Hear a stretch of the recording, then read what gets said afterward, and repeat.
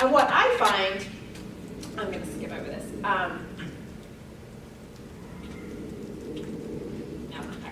So what I find is that when you start doing this, you actually find that you're going to be meeting the needs of all of your students better, right? Because what you're doing is trying to think of different ways to, you know, everyone in our classes, we have a certain set of outcomes that we're trying to achieve, right? And so oftentimes we think, well, this is my outcome, so this is my way to achieve it.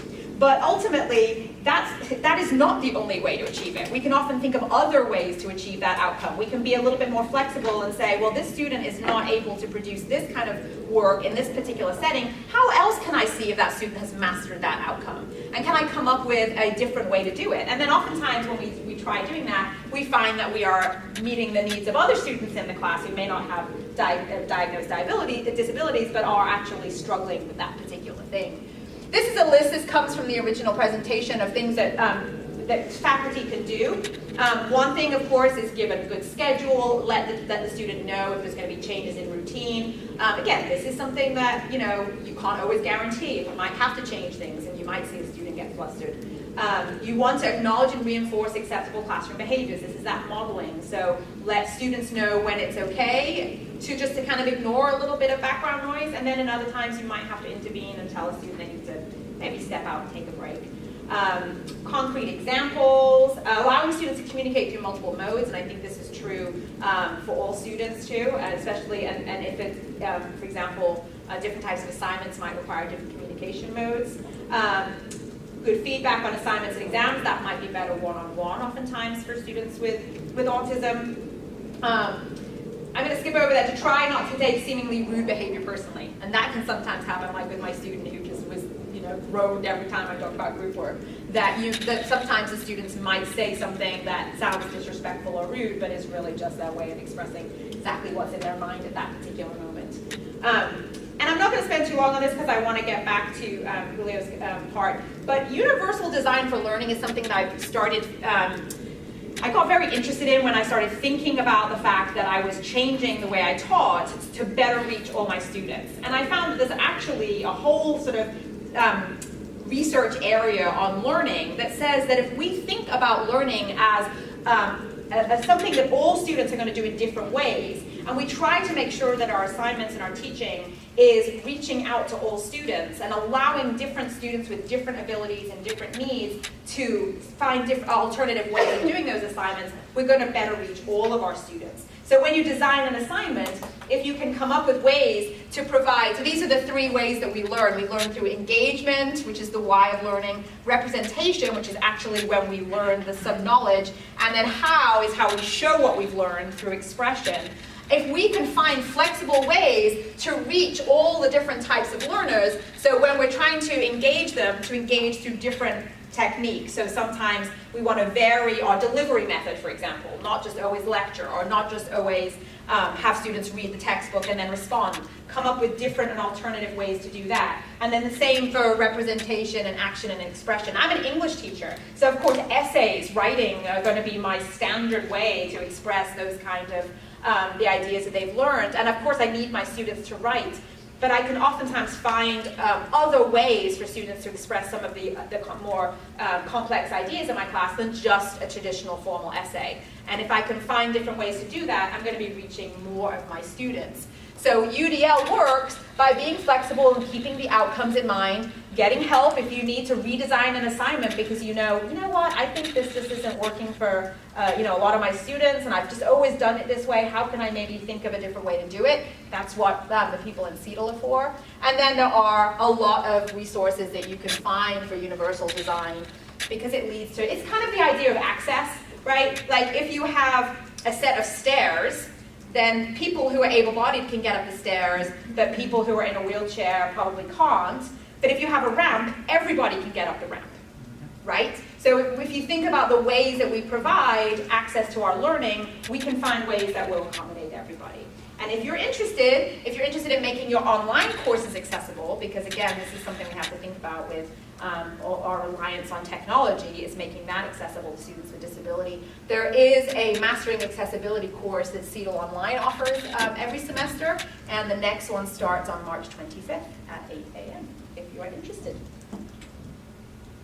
So this is, I'm going to pass it over to Leo, but I'm also happy to answer any questions, if you have them now or at the end, about sort of more practical hands-on things to do in the classroom. All right, so why do we need to be concerned about providing accommodations for students on the spectrum? Because of this. We have the law. This is what back up our effort to provide accommodations. Section 504 of the Rehabilitation Act, it clearly says that, regardless of that language, but not otherwise qualified individuals means that individuals who are qualified, meaning students on the spectrum, they were qualified to be here because they had to take their entrance exam. Not only that, but they probably took an SAT, ACT score, so they were able to demonstrate that they were qualified to be here. So if they are qualified to be here because of their record, because of their test scores, then we can discriminate this student if we provide the right accommodations for them. So I'm not going to go into the term of no otherwise qualified, because sometimes students even, again, if the student is exhibiting a behavior that they can control, and if it gets to the point where that is interfering with the way other students learn, and if they are violating the student code of conduct too much, so that student can be at some point removed from the classroom setting. Perhaps, he can be given the opportunity to take an online course, the same course online, or so on. But what I'm trying to say is they are qualified to be here. Because they are qualified to be here, they need to adhere by the same rules and all as the rest of the students.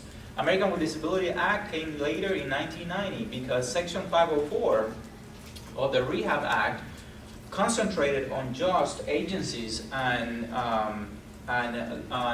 entities that received federal money. So the ADA, 1990, came to say it's not only those institutions, it's not only entities that receive federal money, but everybody. So the ADA extended that to even the private sector. So bottom line is students with a disability cannot be discriminated neither in the private sector nor in the public institutions like ours. So they need to be given the right accommodations, and so that's why we need to adhere to these two. Then we have also the Office of Civil Rights. That's where our students go to complain if they think that someone, including faculty or a staff member, violated their rights. They can go there and complain.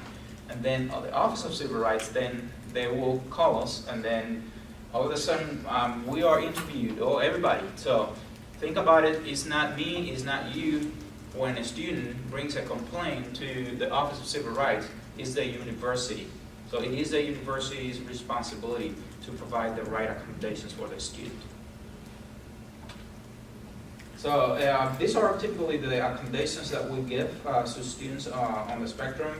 Dr. Crowther mentioned some of them.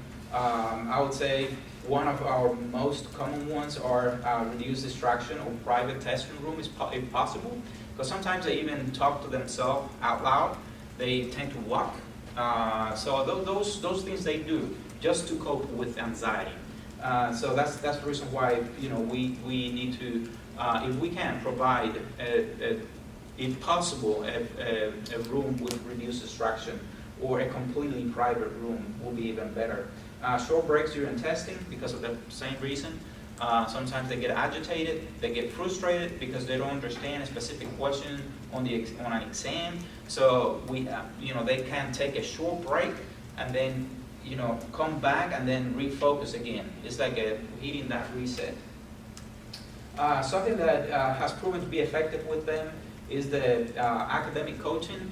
And that's something that we were able to implement because of the merge with Georgia State. So one great thing that we got out of the merge with Georgia State University was that now we have we can provide this service to our students. It's called academic coaching. Some of our coaches are certified, and some others are in the transition of being certified. But this coach meets with a student on the spectrum, and also students with ADHD. They meet with them, they help the student to keep up with the deadlines for turning in assignments on time. They help them develop certain skills, just skills, college level skills like good writing skills, good listening skills, and all that. So academic coaching has proven to be very effective. They meet with an academic coach once or twice a week, depending on the need of the student. And the academic coaches are, we have some in the downtown area, but we also have two in the downtown, in the Clarkson campus.